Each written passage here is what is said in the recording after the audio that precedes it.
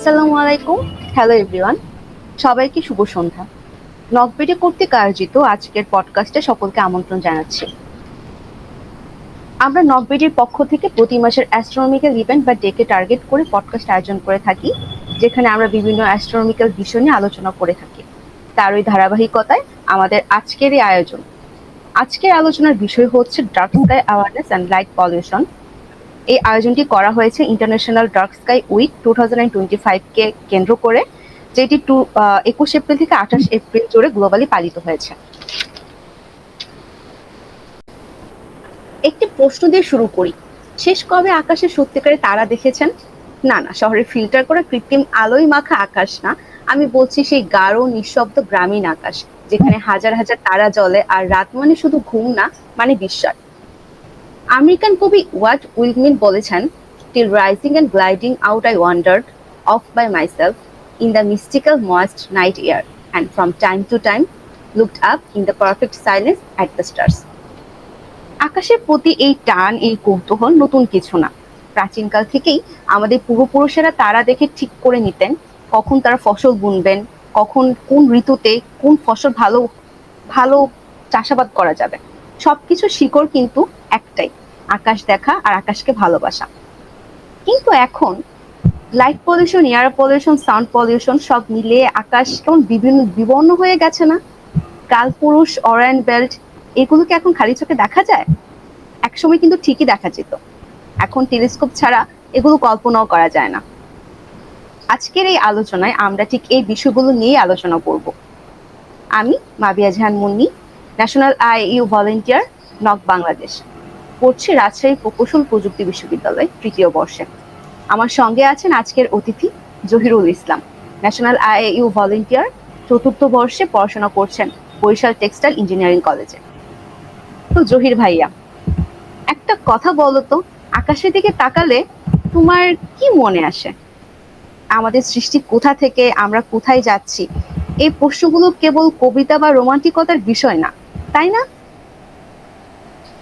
একদমই ঠিক বলেছো মাবিয়া। আকাশ আসলে আমাদের সাথে এক গভীর বৈজ্ঞানিক এবং আধ্যাত্মিক একটা সম্পর্ক তৈরি করেছে। সেজন্যই নিশ্চয়ই তুমি শুনেছো যে কার্ল সেগানের সেই জনপ্রিয় উক্তি, "we are made of star staff". আমরা অ্যাকচুয়ালি স্টার ডাস্টও বলতে পারি এটাকে। সো আমরা আমাদের এই মহাবিশ্ব বা আমাদের যে পৃথিবী, এই সবগুলোই কিন্তু আমাদের হচ্ছে আকাশের তারা, নিহারিকা, গ্যালাক্সি সবকিছুই কিন্তু আমাদের এক কানেক্টেড। আমরা সবাই বলতে পারি আমরা হচ্ছে স্টার ডাস্ট। So exactly. জি ভাই, আপনি কন্টিনিউ করেন। না, এবার তুমি বলতে পারো। আরো একটি বিষয় বলি, আমাদের পূর্বপুরুষের আকাশকে শুধু দেখতেনই না, তার আকাশকে বুঝতেন এবং সেটাকে ব্যবহার করতেন জীবন পরিচালনায়। কিন্তু এখন মনে হয় সেই আকাশটাই আমাদের থেকে ধীরে ধীরে হারিয়ে যাচ্ছে। আধুনিক শহরের আলো প্রতিযোগিতায় রাতের আকাশে গাঢ়তা হেরে যাচ্ছে। তুমি কি বলবে ভাইয়া, কেন আমরা আর আগের মতো তারাভরা আকাশ দেখতে পাই না? একটা সময় ছিল যখন আসলে গ্রামের খোলা মাঠে দাঁড়িয়ে আমরা কিন্তু রাতের আকাশে অসংখ্য তারা দেখতাম। ছোটবেলায় বা আমরা যখন হচ্ছে বেশি যারা গ্রামে ছিলাম তারা এই জিনিসটা যদি লক্ষ্য করে থাকি ভালো করে বলতে পারবো। কিন্তু শহরে আমি যদি ঠিক এই মুহূর্তেও ছাদে গিয়ে তাকাই আকাশের দিকে, আমি কিন্তু তেমন কিছুই দেখবো না। হয়তো দুই একটা সবচেয়ে উজ্জ্বল তারাগুলোর মধ্যে দুই একটা দেখবো, এর চেয়ে তেমন কিছুই কিন্তু আমরা দেখবো না। চারপাশে দেখবো কুয়াশা, কিংবা চারপাশে আলোর যে ঝলঝলানি, সেটা ছাড়া আমার চোখে কিন্তু তারাদের যে মিটি আলো সেটা কিছুই দেখা যাবে না। আসলে আমরা হয়তো বলতে পারি যে টুইঙ্কেল টুইঙ্কেল লিটল স্টার বা তারারা মিটি করে চলে, তারারা কিন্তু মোটেও ছোট কোনো কিছু না। তারা আসলেই অনেক বড়, কিন্তু তারা আমাদের থেকে এত এত দূরে যে আমরা তাদেরকে অনেক ছোট দেখি। আর অনেক দূরে হওয়ার কারণে তাদের যে আলোটা সেটা আমাদের কাছে অনেক কম আসে। তো এখন তারার আলো যদি এত কম হয় আর আমার চোখের আশেপাশে যদি বেশি উজ্জ্বল বস্তু থাকে, খুবই স্বাভাবিক আমি সে তারা দেখবো না। এখানেই আসলে হচ্ছে এই লাইট পলিউশনের যে কারসাজিটা। শহরের মধ্যে বিলবোর্ড, রাস্তার লাইট, গাড়ির আলো, তারপর হচ্ছে এই বহুতল ভবনের থেকে যে আলো, সব মিলিয়ে আসলে একটা কৃত্রিম একটা আলোর এমন একটা পরিবেশ তৈরি করে, যেটার ফলে আসলে আমাদের যে সবচেয়ে সৌন্দর্যের যে ব্যাপারটা, যে আকাশের আলো, তারার আলো, সেটা আসলে আমরা দেখি না। মানে একদম শহর থেকে সেটা আমরা দেখতেই পাই না। সো ব্যাপারটা এমন হয়ে গিয়েছে যে আমরা ভালো আকাশ দেখতে হলে এখন আমাদের আসলে গ্রাম ছাড়া কিন্তু যাওয়ার কোনো উপায় নেই। সো এই জায়গাটাতে আমাদের লাইট পলিউশনটাই সবচেয়ে বেশি আহ, সমস্যা ক্রিয়েট করতেছে। বিশেষ করে ঢাকার আকাশ হচ্ছে আমাদের এখন সবচেয়ে বেশি পলিউটেড। তো ঢাকার আকাশে দেখা যাচ্ছে আমরা খালি চোখে একমাত্র চাঁদ ছাড়া আর কিছুই দেখতে পারতেছি না। জি, সেটাই আমাদের দেখা যাচ্ছে যে আমাদের নিজেদের শিকড়ের টান বোঝার জন্য আমাদের গ্রামে ছুটতে হচ্ছে। আমরা শহরে এসে যান্ত্রিকতার মধ্যে পড়ে আলটিমেটলি ভুলেই যাচ্ছি যে we are like star dust. আচ্ছা ভাইয়া, তুমি তো অ্যাস্ট্রো ফটোগ্রাফি করো, তো এই কাজটা করতে তো আর শহরে বসে থাকা যাবে না, কারণ শহর তুমি যেটা বললে অলরেডি হচ্ছে পলিউটেড হয়ে গিয়েছে। তাহলে তুমি এক্স্যাক্টলি কোথায় গিয়ে এই অ্যাস্ট্রো ফটোগ্রাফি গুলো করো, বা এমন কোনো অভিজ্ঞতা আছে কি আমাদের শেয়ার করার মতো? আমি শিওর অডিয়েন্সরাও শোনার জন্য অনেক কৌতূহলী হয়ে আছে। Thank you Mabia. অ্যাকচুয়ালি আমি শখের বশে টুকটাক অ্যাস্ট্রো ফটোগ্রাফি করি।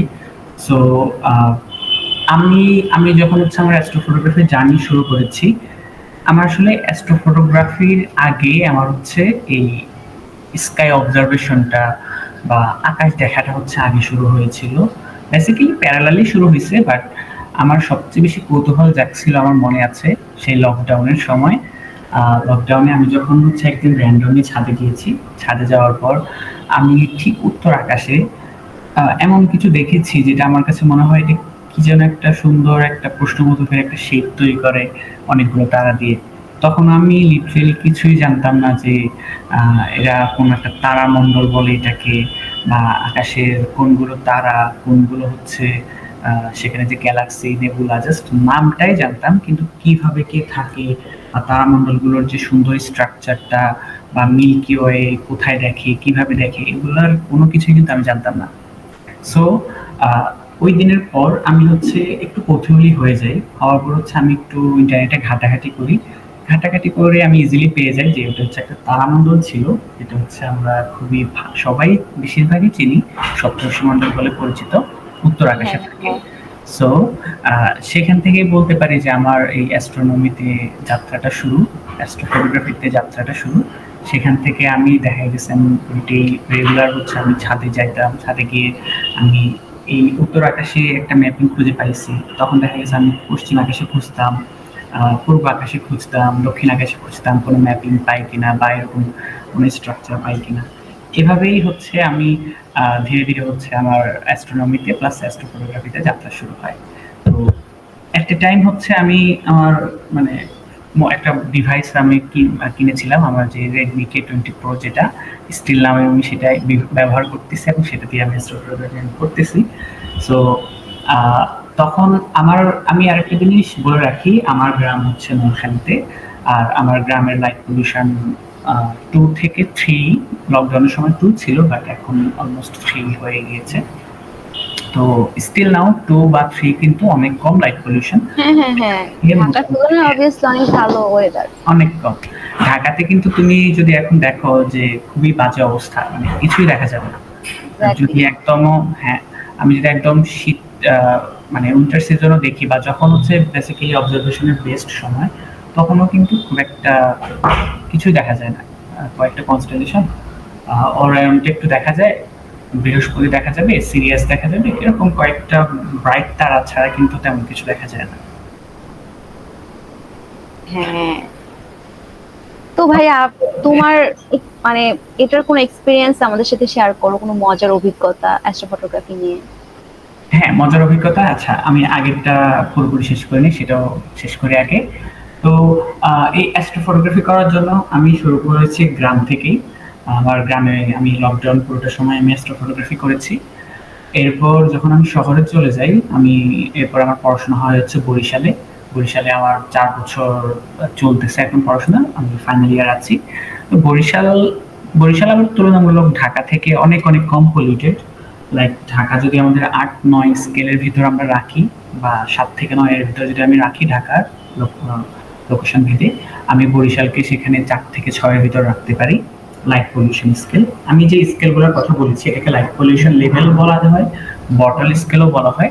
এটা আপনারা অনলাইনে সার্চ করলেও পাবেন, বা লাইট পলিউশন ম্যাপ নামক একটা অ্যাপ আছে, সেটাতেও হচ্ছে দেখা যায়। আপনি দেখতে পারবেন যে আপনার এরিয়াতে বা আপনার আশেপাশের লোকেশনে লাইট পলিউশনটা কিরকম। আর আশা করি আপনারা এতক্ষণে বুঝে গিয়েছেন যে লাইট পলিউশনটা কি জিনিস, সেটা আসলে আমাদেরকে কি পরিমাণ সমস্যা করে। আমি আরেকটা জিনিস বলতে চাই, সেটা হচ্ছে শুধুমাত্র যে লাইট পলিউশনই আমাদেরকে রাতের আকাশে তারা দেখতে মানে সমস্যা করে তা না। আমাদের পূর্ণিমার সময়ে কিন্তু আমরা খুব কম তারা দেখি। তো আপনি যদি শুধু তারা দেখতে যান তখন কিন্তু চাঁদও আপনার শত্রু হয়ে যাবে। এক্স্যাক্টলি। হ্যাঁ, এখন আবার অনেকে আমাকে মারতে আসবে, চাঁদের মতো জিনিসটা কেন ছি। আচ্ছা, সো এই হলো আমার আমার গ্রাম থেকে হচ্ছে আমার অ্যাস্ট্রোফটোগ্রাফির যাত্রা শুরু হয়, বা অ্যাস্ট্রোনমিতে আমার যে ভালো লাগা বা আমার যে প্যাশন সেটা শুরু হয়। এরপর আমি বরিশালের শহরের মধ্যে টুকটাক অ্যাস্ট্রোফটোগ্রাফির চেষ্টা করি, যদিও একটু লাইট পলিউশন থাকে। মাঝে মাঝে আমি শহর থেকে বাইরে চলে যাই, একটু গ্রাম সাইডে যাই যেখানে হচ্ছে লাইট পলিউশনটা কম থাকে। সো আপনার ভালো আকাশ পেতে হলে আপনার একটু গ্রামের দিকে যেতেই হবে। ঢাকার আশেপাশে হলে একটু বেশি দূরে যেতে হবে, কিন্তু যদি আপনি কোনো মফস্বল শহরে থাকেন তাহলে আপনার হচ্ছে কয়েক কিলোমিটার দূরে গেলে আপনি খুব ভালো আকাশ পাবেন। আচ্ছা নাবিয়া। ভাই, তোমার এক্সপেরিয়েন্সটা বললে না। ও হ্যাঁ, মজার আমার অভিজ্ঞতা। অনেক মজার এক্সপেরিয়েন্স আছে।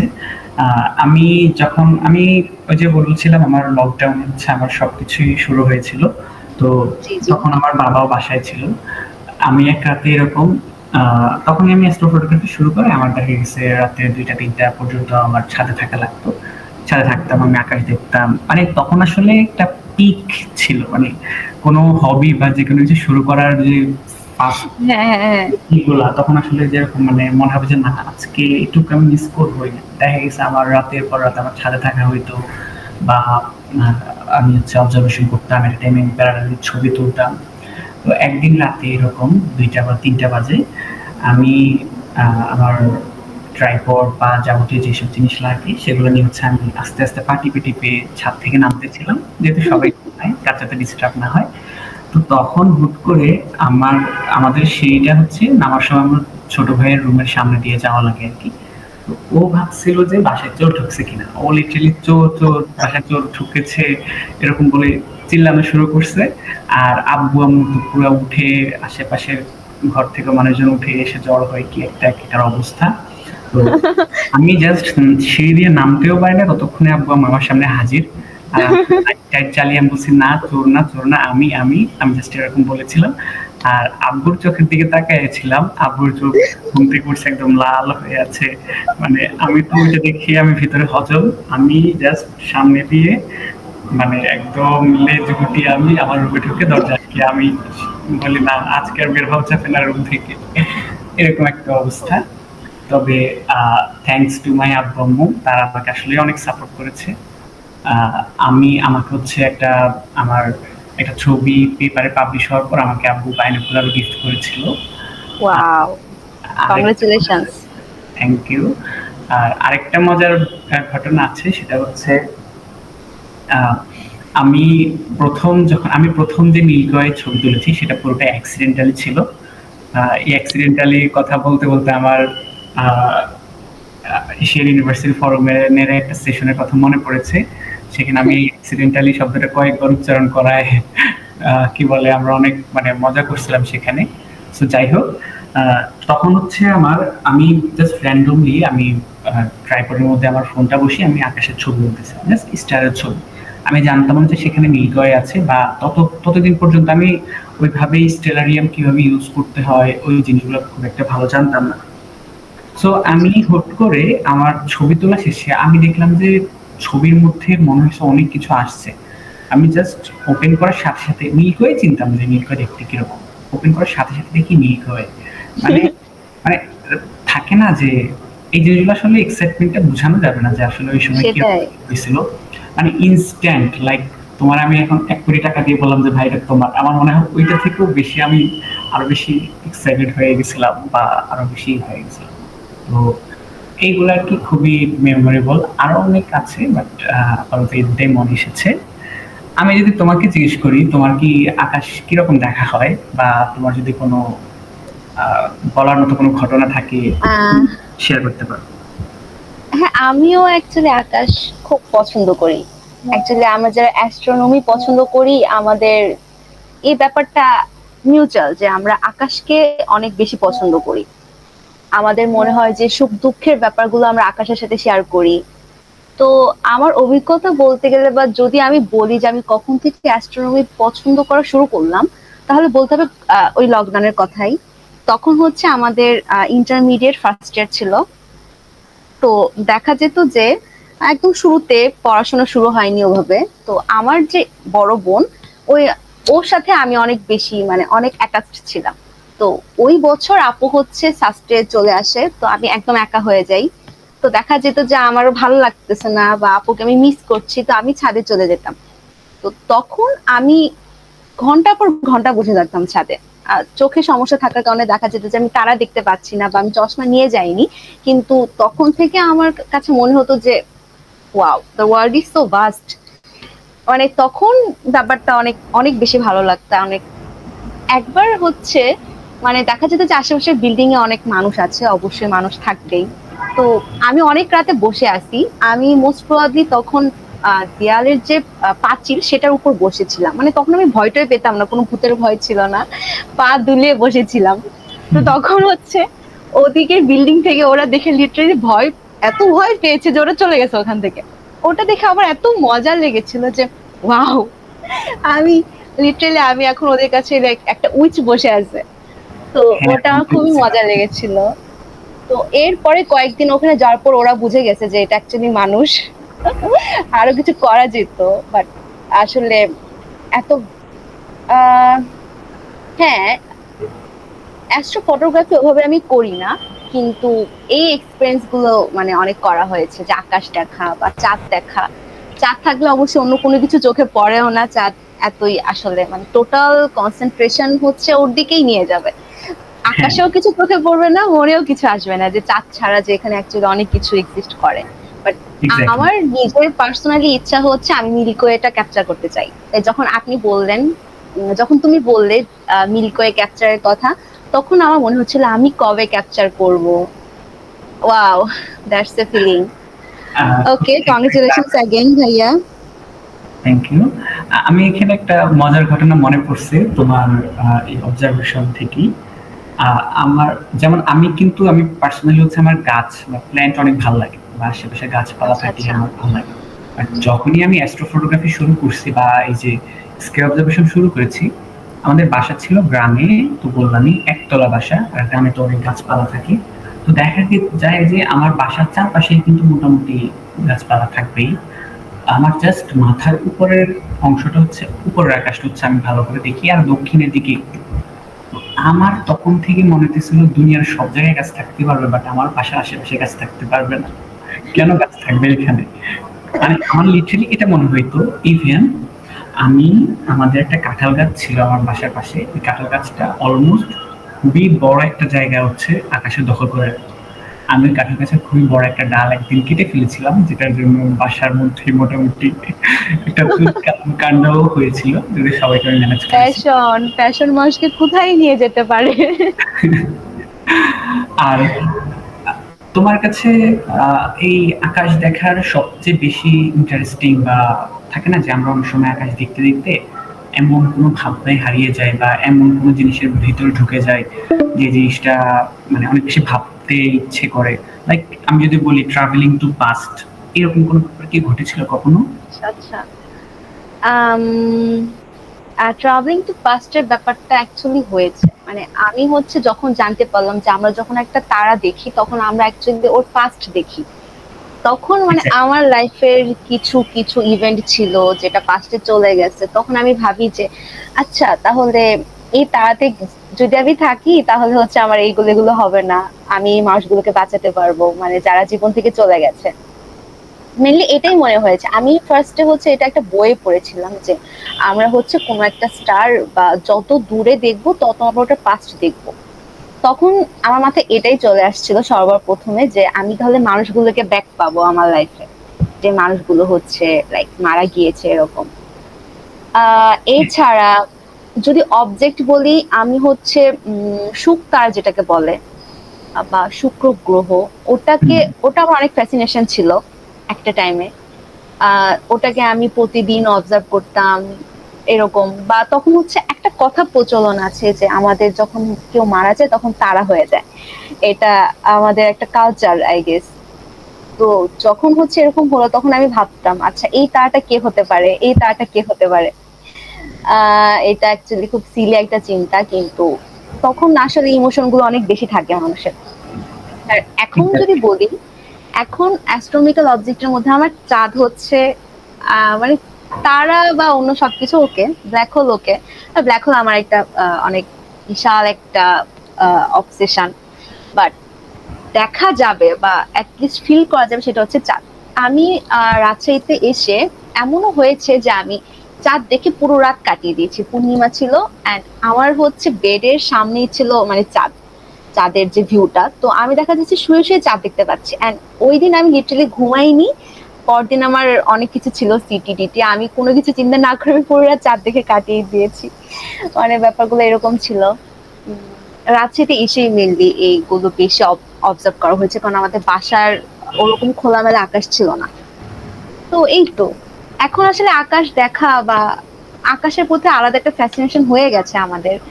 আমরা আকাশ না দেখলে ভালো থাকি না, মানে আকাশ দেখলে বরঞ্চ বেশি ভালো লাগে। মনে হয় একটা স্ট্রেস রিলিফ হচ্ছে, একটা কোনো কিছুর সাথে শেয়ার করতে পারছি, নন জাজমেন্টাল কেউ। সিলি সিলি সব চিন্তা ভাইয়া। হ্যাঁ, যাক, তোমার ওই ব্ল্যাক হোলের কথা শুনে আমার মনে হয়েছিল যে আর না জানি বলে ফেলো যে ব্ল্যাক হোল অবজারভেশন করবা কিনা, বা ব্ল্যাক হোলের দিকে যাইও না ভাই, ব্ল্যাক হোলের দিকে গেলে ঝামেলা টামেলা হবে, টেনে টেনে নিয়ে যাবে। সো ইন্টারস্টেলার মুভিটা দেখছিলাম, জি, হ্যাঁ হ্যাঁ হ্যাঁ। ওই যে ইন্টারস্টেলার, হ্যাঁ, জি সেখানে তো জি হচ্ছে এই ব্ল্যাক হোল নিয়ে আর কি অনেক জি। আছে। ওটা দেখে আমি রাতে স্বপ্ন হুম, দেখেছি ভাইয়া, ওই দিন রাতে, যে রাতে আমি এটা দেখেছি। আচ্ছা। তো ট্রাভেলিং টু পাস্ট নিয়ে যদি আমি বলি, সেটা হচ্ছে আমার, আমিও যখন সেম, একদম সেম, যে যখন আমি জানতে পারি যে আমরা আসলে স্টার দেখতেছি, তার মানে হচ্ছে এটা আগের অবস্থা দেখতেছি। অর্থাৎ আমি যদি বলি আমাদের সবচেয়ে কাছের তারা যেটা, সেটা হচ্ছে প্রক্সিমা সেন্টারি। সো সেটার দূরত্ব হচ্ছে 4 আলোকবর্ষ, রাইট? সো হ্যাঁ হ্যাঁ 4 আলোকবর্ষ হলে আমরা আজকে এখন যে প্রক্সিমা সেন্টারির যে অবস্থাটা দেখতেছি, এটা ঠিক 4 বছর আগে। অর্থাৎ এখন এক্স্যাক্টলি। যদি সেটা টুক করে কি হয় যায়, ব্লাস্ট হয়ে যায়, সুপারনোভা হয়ে যায়, আমরা কিন্তু আগামী 4 বছরেও টের পাবো না। আমরা হয়তো 4 বছর পরেই টের পাবো। এক্স্যাক্টলি। এটা কিন্তু আমরা আমাদের সূর্য দিয়ে উদাহরণ দিতে পারি। লাইক আমাদের সূর্য থেকে আলো আসতে সময় লাগে 8 মিনিট 20 সেকেন্ড। সো সূর্য যদি এখন, মানে ফর এক্সাম্পল, ইনস্ট্যান্ট ধ্বংস হয়ে যায় বা সুপারনোভা হয়ে যায়, আমরা কিন্তু 8 মিনিট 20 সেকেন্ডের আগে একদমই টের পাবো না। তো এক্স্যাক্টলি। ব্যাপারটা এক্স্যাক্টলি। এরকমই। আমরা আসলে কখনোই আমরা বর্তমান দেখি না, আমরা আমাদের অতীতটাই দেখি। ইভেন আমি যে আমার সামনের লোকটাকে দেখতেছি, সেটাও কিন্তু আমি অতীত দেখতেছি। বাট এখানে যেহেতু অনেক কম ডিস্টেন্স, এখানে সেই জিনিসটা কখনোই হচ্ছে ওইভাবে কি বলে বোঝা যায় না। বাট যখন আমরা আমরা রিয়েলাইজ করতে স্কেলে পারি। চলে যাই, এক্স্যাক্টলি, আমরা যখন ইউনিভার্স স্কেলে চলে যাই, তখন আসলে লাইটের, মানে আলোর যে গতিবেগটা, এটা আসলে খুবই খুবই কম যখন ইউনিভার্স স্কেলে যাই। বিশেষ করে যেমন অ্যান্ড্রোমিডা গ্যালাক্সি আমাদের থেকে 25 লক্ষ আলোকবর্ষ দূরে, বা 2.5 মিলিয়ন লাইট ইয়ার। সো ওইখান থেকে আলো আসতে, বা এই আমরা যে অ্যান্ড্রোমিডার যে অবস্থাটা দেখতেছি, এটা ঠিক 25 লক্ষ বছর আগের অবস্থা। অর্থাৎ অ্যান্ড্রোমিডারে যদি কেউ থাকে, ধরলাম কেউ, আমি জানি না কেউ আছে কিনা, এখন পর্যন্ত যেহেতু আবিষ্কার হয়নি কিছু, সো আমি বলতে পারি যে কেউ নাই হয়তোবা। বাট আমি যদি ধরে নিই যে কেউ আছে, সে যদি আমাদের দিকে তাকায়, কোনোভাবে যদি একদম খুবই হাই কিছু দিয়ে যদি দেখে পৃথিবীর অবস্থা, সে কিন্তু দেখবে না যে আমি তুমি বাইচে আছি, বা এখানে আম, মানে কোনো কি বলে মানুষ বা কেউ কিছু আছে। সে দেখবে যে একদম একদম পৃথিবীর খুবই একদম। আদি অবস্থা। এক্স্যাক্টলি। এটাই আসলে মজার, যে আমি যখন চিন্তা করি আমি এখন একটা কনস্টেলেশনের দিকে তাকিয়ে আছি, ফর এক্সাম্পল আমি অরায়ন কনস্টেলেশনে তাকিয়ে আছি, ফর এক্সাম্পল আমি নীলক্ষয় করে তাকিয়ে আছি, আমি কিন্তু কয়েক শত থেকে কয়েক হাজার আলোকবর্ষ দূর পর্যন্ত, কিংবা কোনো গ্যালাক্সি হলে কয়েক মিলিয়ন আলোকবর্ষ দূরত্ব পর্যন্ত, কি কয়েক মিলিয়ন আলোক এই কি বলে কয়েক বিলিয়ন বছর আগের জিনিস হচ্ছে আমি দেখতেছি। সো এই জিনিসটা আসলে খুবই একটা ফ্যাসিনেটিং একটা বিষয়, সেটাই। চিন্তার একটা বিষয় যে আমরা আসলে কত ক্ষুদ্র। এটাই এটাই হচ্ছে আসলে ইউনিভার্সের মানে কি বলে মানে রিয়েলাইজ করার একটা ব্যাপার, যে আমরা আমরা কত ক্ষুদ্র। আমরা এতটাই ক্ষুদ্র যে আমরা আসলে ইউনিভার্সের স্কেলে কিছুই না। তারপরেও দেখা যায় আমরা কত কি করি, আমরা কত অপরাধ করি, আমরা ছোটখাটো বিষয়গুলো নিয়ে আমরা মারামারি, হানাহানি, যুদ্ধ, এই যে অলরেডি পৃথিবীতে কতগুলো যুদ্ধ লেগে আছে। তো সেটাই। এই ছোট্ট একটা গ্রহতে থেকে আসলে যদি আমরা এত কিছু করি, যদি সবগুলা গ্রহতে যদি এরকম কোনো সিভিলাইজেশন থাকতো, বা সবগুলা স্টারের মধ্যে যদি এরকম প্রত্যেকটা প্ল্যানেটে যদি এরকম সিভিলাইজেশন থাকতো, তাহলে কি যে হয়ে যেত। ইন্টারপ্ল্যানেটারি সংঘর্ষ শুরু হয়ে যেত ভাইয়া।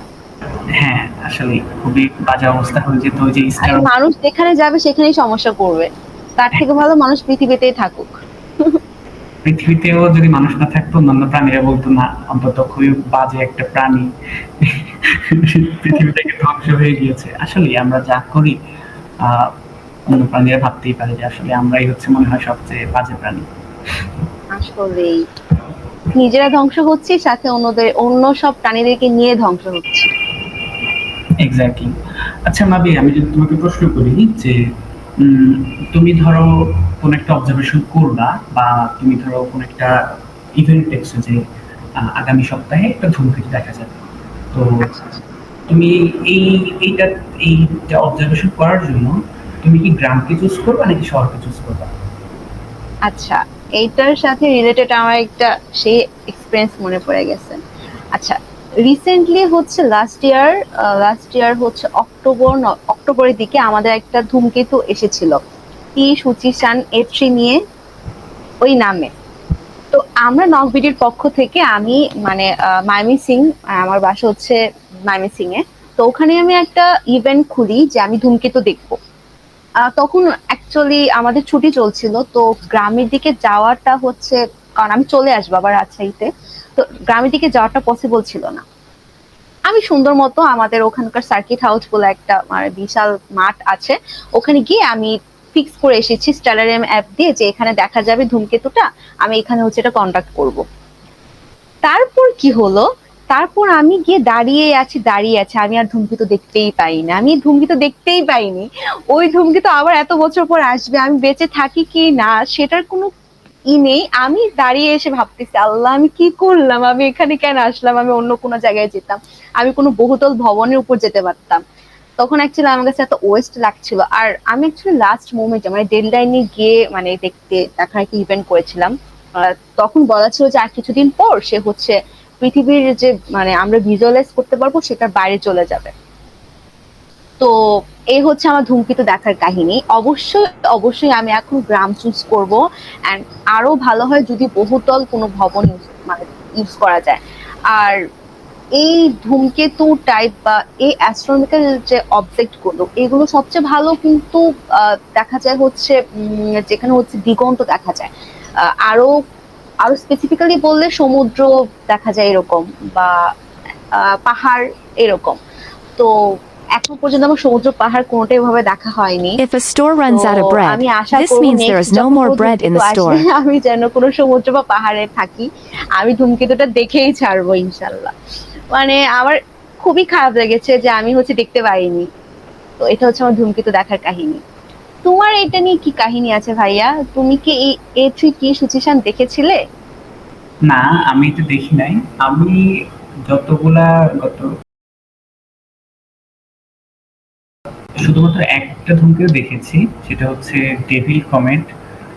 আচ্ছা, ডেভিল কমেটটাই কি, তার নাম কি এথি? না, ডেভিল কমেটের নাম অন্য না, একটা। ডেভিল কমেটের নাম এটা না। ডেভিল কমেটের অন্য একটা নাম ছিল, কি একটা পি প্রন্স নাকি কি একটা নাম যেন ছিল, আমার মনে নেই ওইভাবে। তো ওইটাই হচ্ছে, তাও ওইটা আমি দেখি নাই, ওইটা আমি জাস্ট ছবি তুলতে পেরেছিলাম টেলিস্কোপ দিয়ে, আমাদের একটা স্মার্ট টেলিস্কোপ দিয়ে। বাট আমি অনেকগুলা ধূমকেতু দেখা বা ছবি তোলা ট্রাই করেছিলাম সেই ধূমকেতু নিউ ওয়াইস থেকে, যেটা সম্ভবত 2021 সালে ফার্স্ট এসেছিল বা 22 সালের দিকে হবে।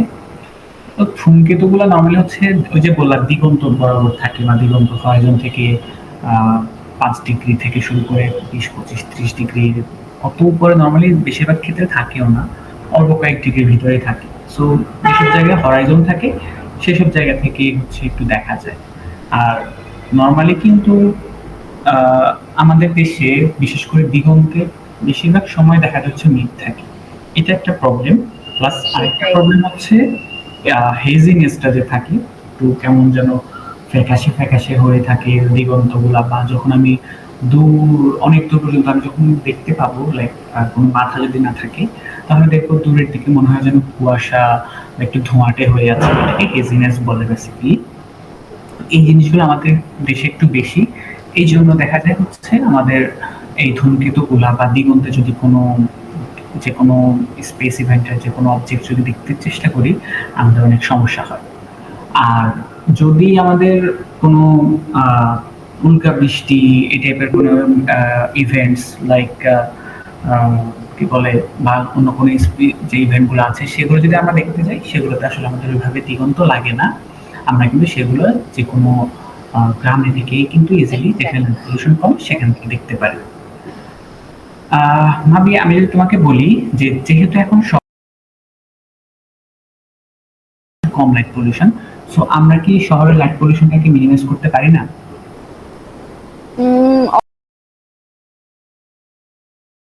লাইট পলিউশন গুলো আমাদের যে প্ল্যানিং, আমাদের প্ল্যানিং এর সমস্যার জন্য হয় আমার যেটা মনে হয়। যেমন আমি যদি বলি রাজশাহীর লাইট পলিউশন নিয়ে যদি বলি, আমরা সবাই রাজশাহীর লাইট নিয়ে খুবই খুবই জানি, বা এটা হচ্ছে অনেক কি বলে বলা হয় যে রাজশাহীতে লাইট তার তার সৌন্দর্য অনেক অনেক গুণ বাড়িয়ে দিয়েছে। বাট আমরা যদি লাইটের স্ট্রাকচারটা দেখি, সেটা হচ্ছে উপরের দিকে লাইট গুলো দিচ্ছে, বা লাইটের দেখা যাচ্ছে ফেসটা উপরের দিকে হয়ে আছে, সেটা অহেতুক অহেতুক লাইট প্রোভাইড করছে, যেটা আমার দরকার নেই।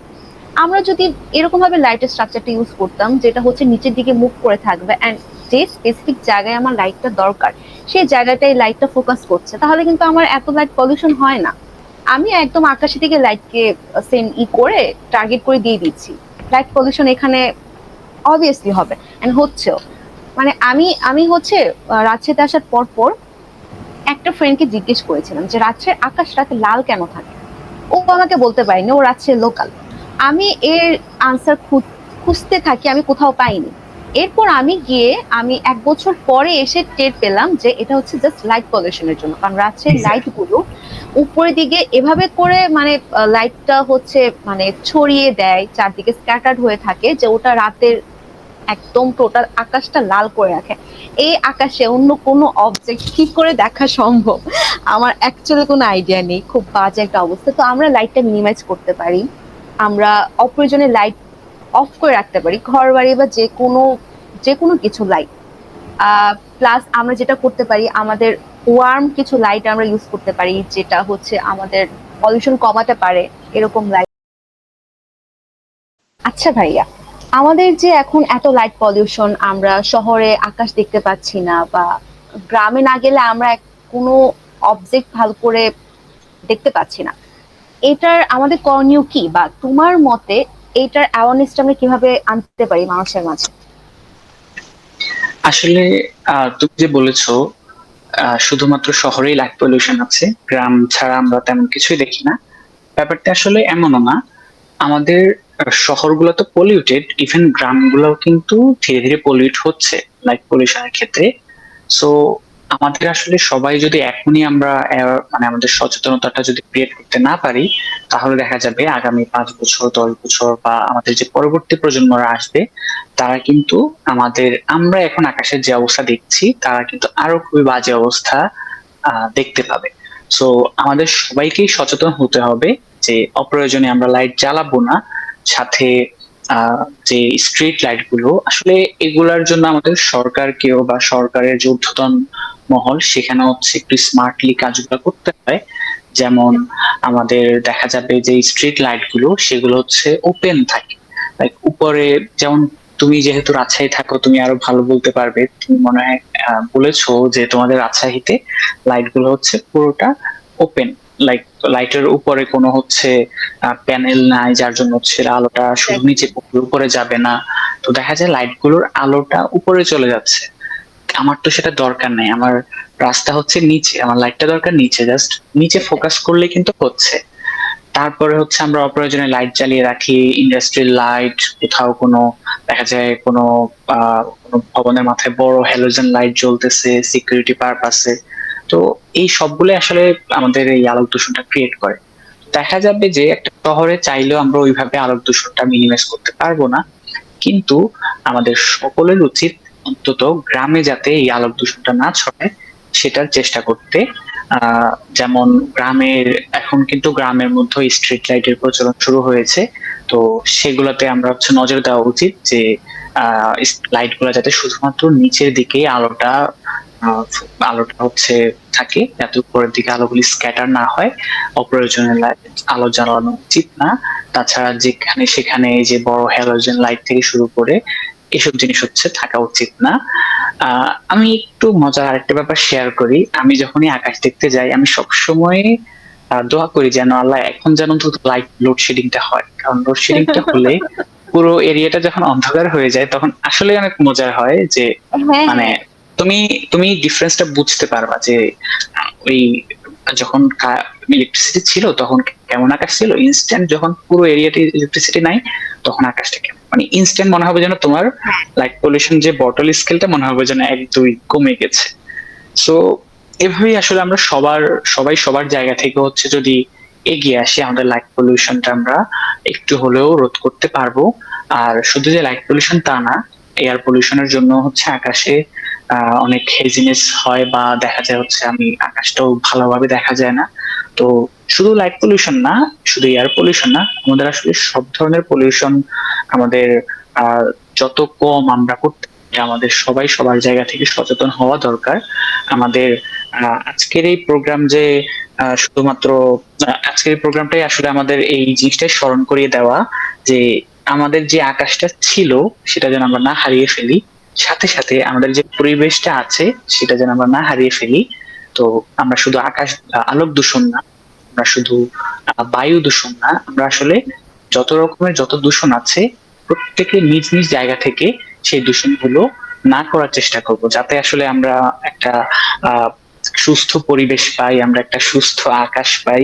এটা আসলে আমাদের চাওয়া। আর এজ এ আমরা যেহেতু অ্যাস্ট্রোনমি নিয়ে আমরা টুকটাক কাজ করি, ভলান্টিয়ার ওয়ার্ক করি, আমরা মানুষদেরকে অ্যাস্ট্রোনমি নিয়ে বুঝাই, শিখাই, অ্যাওয়ারনেস তৈরি করি। তো আমাদেরও একটা প্রত্যাশা থাকবে আপনাদের উপর যে আপনারা হচ্ছে এই লাইট পলিউশন গুলো কম করবেন এবং আপনার আশেপাশে যারা আছে সবাইকে হচ্ছে এই ব্যাপারগুলো নিয়ে এই সচেতনতা আপনি হচ্ছে পৌঁছে দিবেন। মাবিয়া। আচ্ছা, ধন্যবাদ ভাইয়া তোমাকে আজকে পুরো সময় জুড়ে আমাদের সাথে থাকার জন্য, আমাদেরকে অনেক গুরুত্বপূর্ণ ইনসাইট দেওয়ার জন্য। প্রিয় দর্শকবৃন্দ, আশা করি আপনাদের আমাদের এই আয়োজন ভালো লেগেছে। আমাদের জহির ভাইয়া অলরেডি বলেছেন যে আকাশ রক্ষা করা অ্যাকচুয়ালি আমাদের সবারই দায়িত্ব। আমরা আমাদের জন্য, আমাদের অস্তিত্বের জন্য আমরা আকাশকে রক্ষা করবো। আর আকাশ রক্ষা করার জন্য কিন্তু আমাদের প্রথম কাজ পলিউশনটাকে কন্ট্রোল করা। আপনি চাইলেই আপনার আশেপাশে লাইট পলিউশন কন্ট্রোল করতে পারেন। আপনি হয়তো বলবেন বা ভাববেন আমি এয়ার পলিউশন কন্ট্রোল করতে পারছি না, আমি সাউন্ড পলিউশন কন্ট্রোল করতে পারছি না, বাট আমরা কিন্তু আমাদের লাইট পলিউশনটা কন্ট্রোল করতে পারি। অদরকারে লাইট আমরা কেনই বা জ্বালাবো? অন্ধকারের মধ্যে যে একটা সৌন্দর্য আছে সেটা অ্যাকচুয়ালি গ্রামে গেলে বা লোডশেডিং হলে, যেটা ভাইয়া অলরেডি বলেছে, লোডশেডিং না হলে আসলে বোঝা যায় না। আর তখন সবকিছু এত চুপচাপ, এত শান্ত হয়ে যায় যে মনে হয় যে আচ্ছা, এত সুন্দর হতে পারে সবকিছু। তো আমাদের প্রত্যাশা থাকবে আপনাদের কাছে যে আপনারা আপনাদের আশেপাশের এই পলিউশন গুলোকে নিয়ন্ত্রণে রাখার চেষ্টা করবেন, সচেতনতা বাড়াবেন। আর ভাইয়া যেটা বললেন যে যেহেতু আমরা নক বিডি আউটরিচ নিয়ে কাজ করি, আমরা অ্যাস্ট্রোনমি আউটরিচ নিয়ে কাজ করি, তাই আমাদের আপনাদের সবার কাছে প্রত্যাশা এবং অনুরোধ থাকবে যে আপনারা আপনাদের আশেপাশে এই দূষণগুলোকে নিয়ন্ত্রণে রেখে আমাদের সবাইকে, আমাদের পরবর্তী প্রজন্মকে একটা সুন্দর আকাশ একটা ঝকঝকে তারাময় আকাশ উপহার দিতে পারবেন, সেই প্রত্যাশা থাকবে সকলের কাছে। আর এত সময় জুড়ে আমাদের শোনার জন্য, আমাদের সাথে থাকার জন্য সকলকে আন্তরিকভাবে আমি ধন্যবাদ জানাচ্ছি।